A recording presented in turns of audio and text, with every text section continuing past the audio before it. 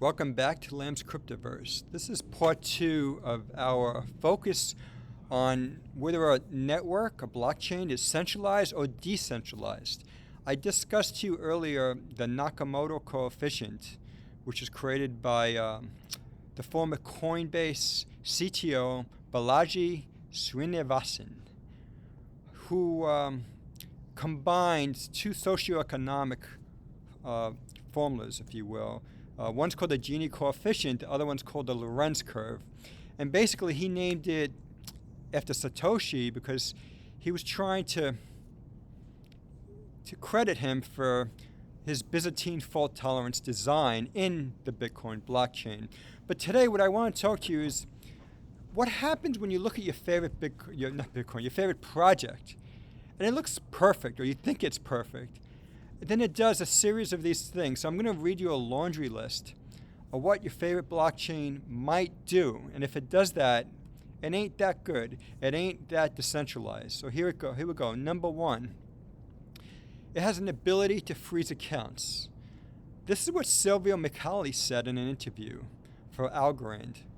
So that's not a good thing, right? Because they're not supposed. The whole point of blockchain is its inability to freeze accounts, right? And it's immutable. And Silvio Micali mentioned clawbacks. That's why I mentioned immutable. It's supposed to be immutable. So let's go quickly to the next one. 2, under certain conditions, the foundation can control the supply and influence governance. That's Ava Labs / Avalanche. Number 3, its nodes are controlled by a coordinator which can actually shut off the network. And that's happened before with IOTA. And I like IOTA, but that's what it's done. Number 4, it's got lots of nodes, but only a few nodes do all the heavy lifting. So maybe it's got many nodes, but think about it. If only 1 or 2 nodes is doing the validating, that node or those nodes can be hacked. It's got high cost to become a validator. So what happens? Only the biggest entities can afford to buy the computer equipment. So what happens is over time, the network becomes more centralized. And that's the case for Solana. Also has no slashing, so that's not a good thing either. Number 6, its nodes are not distributed in any way. So maybe its nodes only contained in one area. Maybe they're only in the Cayman Islands. That's not a good thing, right? Or maybe its nodes run on the computers within the Google Cloud or AWS. That's not a good thing. Where are we? Number 7, the foundation controls the administrative keys. Well, obviously, that's not good if the foundation has the lock and key, right? And that's ThorChain. Number 8, the network publishes a unique node list, and a unique node approved node list, and it's approved by Ripple Corporation. That's not good. Number 9, its nodes are controlled by large corporations with an S. That's Theta, Theta, Theta.